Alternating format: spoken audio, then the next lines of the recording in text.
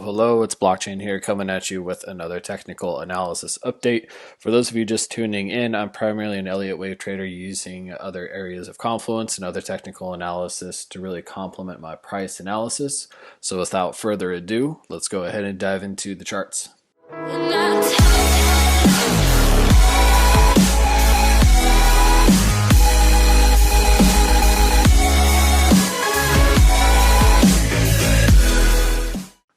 All right. Good morning, good evening, good afternoon, good night, wherever you're at in the world. It is Blockchain coming at you with another Bitcoin technical analysis update. Of course, we're starting off on blockchain, tatrading.com. The links are in the bottom. Make sure you guys jump on the website if you are new to my channel, my content, so you can click on this link right here. It says get in touch. I am giving away my #1 trading strategy for completely free. The strategy is consistent, profitable, reliable, and yes, it is applicable to any market, whether it's stocks or crypto. It still applies. And then, of course, if you guys are interested in joining the Discord, you can do so right here on these couple links. And a couple exciting new things once the masterclass sessions are done. I will have a different launch for that.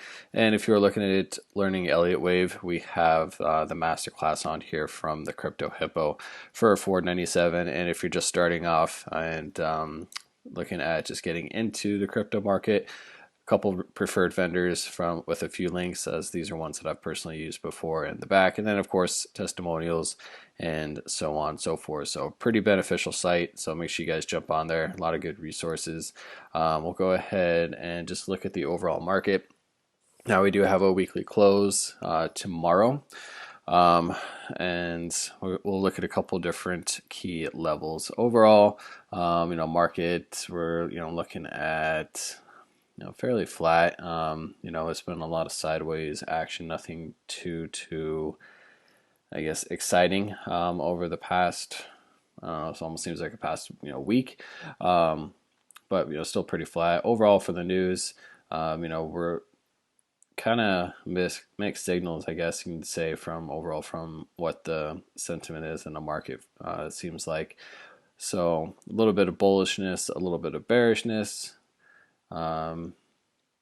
So looks like we had the stock market set open higher on the upside. That was on the 19th. So also had good retail sales earnings from a stock market standpoint at the same time. So it kind of depends on the day. The news it's a little bit different each day. We get bearish news and we get bullish news. So I think there's just a lot of indecision, a lot of confusion in the market. But let's go ahead and jump over to the chart and look at a couple different things. I don't want to look at that one. Let's look at this one. All right, so a couple things I want to point out on this one. So this is going to be my Gann chart here on Bitcoin. So I've actually got two overlaid on top of each other. One's the Gann box, and that guy is going to be this one, and then also have the Gann square. So two different ones that are overlaid on top of each other on this one. So it might look a little confusing, but I think there's a couple key levels to point out on both. Couple things. So again, if you're new to my content, I was looking at this whole move up a couple different ways. So one of them, if you saw the video where I did it on the CME futures chart, it looks pretty clean from an impulsive wave up, and that count would basically start here to where this would was this guy. Sorry, different time frame. So basically we'd be looking at something like this, and then this one would take us up towards 11.5, 11.6, somewhere in that ballpark. But basically something along these lines here for it to be impulsive. I will go ahead and let's shrink this down just so you can see the top side of the target. So this is, without pulling fibs, so just as a quick recap so you guys know roughly what I am looking for from a little bit more of a macro perspective. So we have, resistance up here, 11.3 and 11.5 as well. So that's if this is an impulsive wave up. Now the other option is that, look at a chart like this one. Count starts here. And basically you'd have your W and then bring it down. Basically just a WXY three-wave move. I guess arguably be something like that for a WXY. And these, like the normal charts that you see on some of the exchanges, that's where, right here, it just looks very three-wave. You have a three-wave up, three-way sideways move, and then another like an ABC. So, arguably this could be an impulsive wave. 1, 2, 3, 4, 5 right here, to where basically a three-wave move up for an ABC. And then this is just overall complex correction for a WXY, potentially WXYXC. And if that is the case, then we would be looking at, once we break out of these zones and we lose some key support levels, which kind of seems like we're starting to do with this slow bleed, that's when we would start to look at potential downside targets. And I'll look at a couple different things in regards to that, and what areas do we need to maintain to stay bullish, what areas are we going to lose, or can we lose, and start to look a little bit more of the bearish outcome. So we'll look at a couple different things. So we'll start off with what we have right here for the impulsive wave. Now, the impulsive wave, if this is a wave 1, this would obviously be our invalidation. So if we come back down and we get into really the 7,000 range again, that's going to invalidate this as being a wave 1. With it being a wave 4, we still can have a retracement come down. And let's see.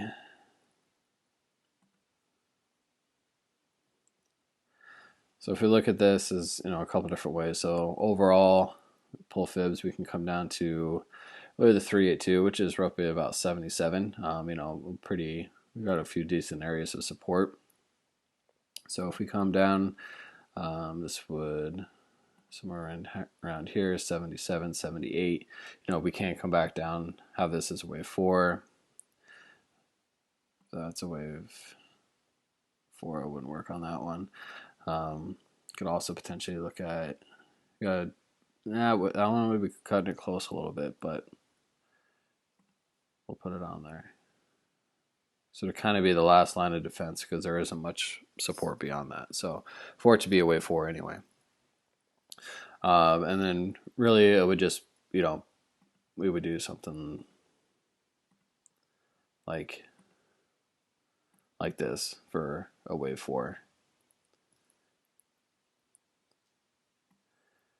But that would be ultimately really the lowest we can go. If we go beyond that, then it would look at potentially starting to invalidate it.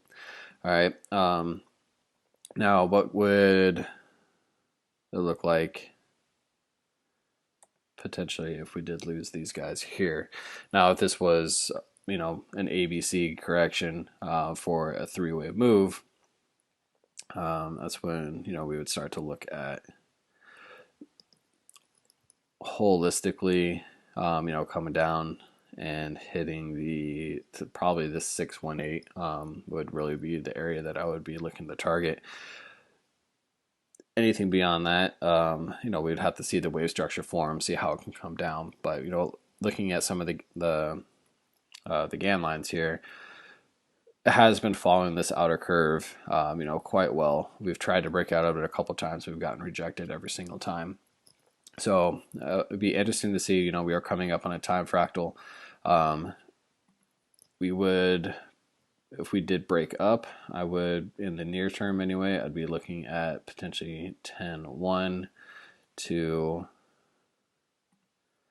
10.5 right here. These are our next big areas of resistance according to GAN. And on the downside move, we would have, again, our next stop at 82 would be the next big one. Obviously, we would have, some fibs that we would, or not some fibs, but some EMAs and SMAs I'm sure we would bounce off of a little along the way. But coming up on a time fractal, this is where I would expect these next, decent moves to go to. And then that would, I think, ultimately determine a little bit more of a macro where we're ultimately going to go. Whether, because we can potentially have a swing fail in either direction. It looks like we had a little bit of movement early on. For me, it would have been super early this morning. I was still sleeping, but you can kind of see this wick back and forth where the bears tried to jump in, and then the bulls stepped right back in afterwards and just bought it all right back up, and we're right back where we were. So still a lot of indecision. And what I mean by swing fail is, we could potentially just, drop down to, say 7,800 really quick and then immediately just get bought up, and then that would send us back up towards the upside targets, or vice versa, where we would have the bull step in and we would, start pumping to 10,000, 10,500, and then the bears step in and then just short everything back down to where, we start, to hit some of the lower targets. So ultimately, that's, I wouldn't surprise me if that's how it ultimately played out. We've been kind of on the slow bleed for, quite a while actually. And with a weekly close coming up, a couple areas that, interests me from where we would need to close above to be bullish. We would definitely want to close above the 9,100. If we do close below that, then that's going to lean me a little bit more onto the bear side. A couple key areas. One is, just where we are right now. So the 9,100 is going to be a very big important area for us to hold. If we do close below that, tomorrow, I would lean towards further downside targets.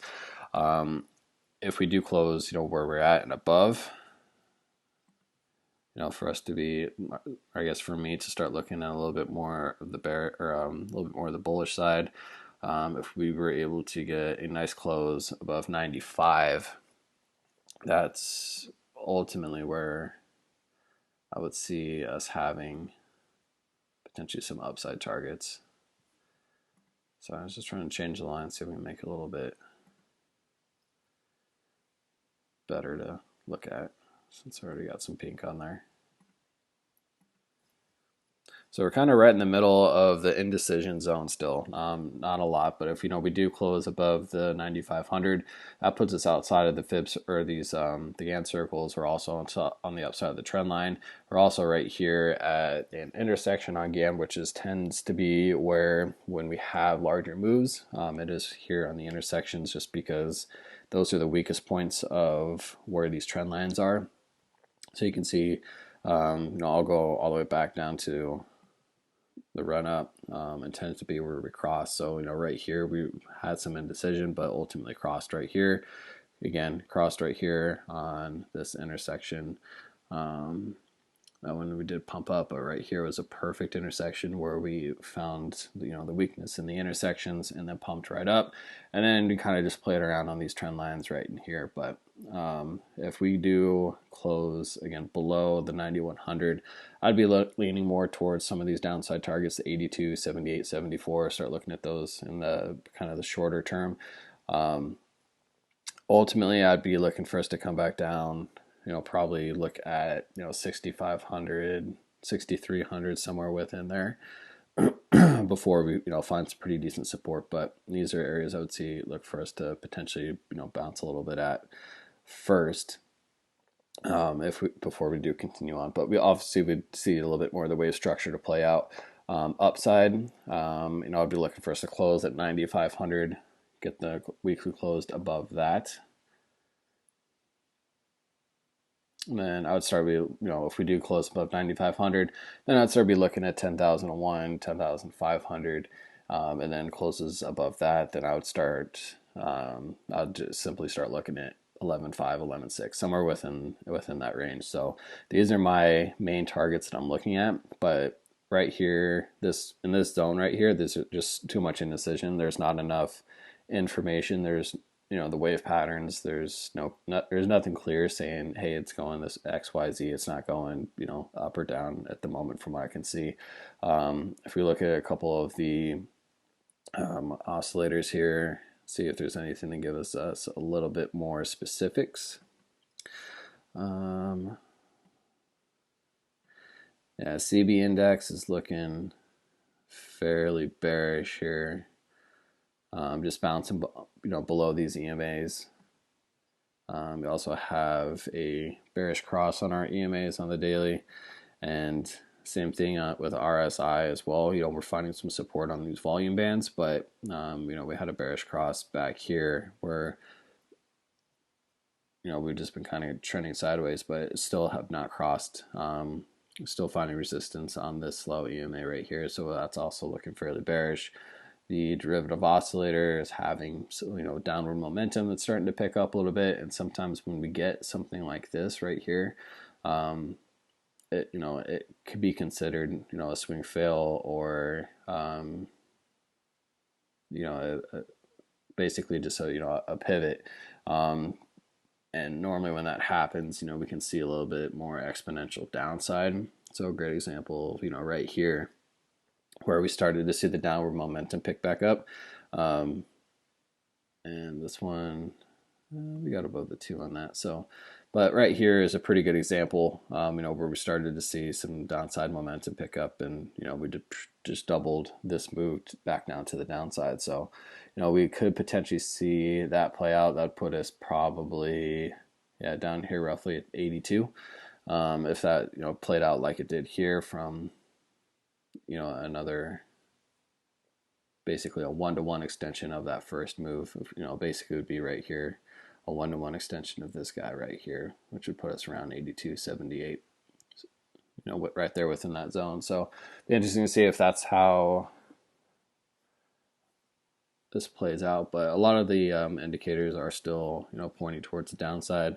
The hash ribbons I did have pulled up at first. They are getting a little bit closer together on the upside here. So, it's an area consolidation, so we'll see. Obviously we had a buy signal back here, but it doesn't always indicate that the low is 100% put in, and actually, we had for some pretty far separation, even right in here. So they just simply separated too fast. Normally it's a pretty slow spread, but that was kind of our indication that that we're not going to continue to move up right away. So we'll see if this as these get a little bit closer, if they do crossing into the upside. But I think that based upon these other indicators here, that we are going to be looking at some further downside targets. So we'll see. But ultimately, between today and tomorrow, these are the two areas that I'm really interested in looking at: closing below 91 or closing above 95. I think that will give us a little bit better indication of what direction Bitcoin is going to be headed. So stay tuned. If we get some pretty decent moves, I am expecting a pretty large move really by the 21st, 24th is kind of really my latest that I would like to see it, just based upon the time fractal. So 21st is actually Sunday, so weekly close tomorrow. So we'll be interesting to see if we get some movement before then, in a pretty strong direction, which wouldn't exactly surprise me if that were to be the case. Just because, let's see, from a weekly. And just a lot of indecision in this particular area. So yeah, so we'll see. But obviously if we get a larger move, I'll definitely give you guys an update. But until we get outside of one of these areas, this is kind of no trade zone for me. So if you guys, again, like my content, make sure you guys smash the likes, hit that subscribe button, and I will hopefully see you guys in the Discord.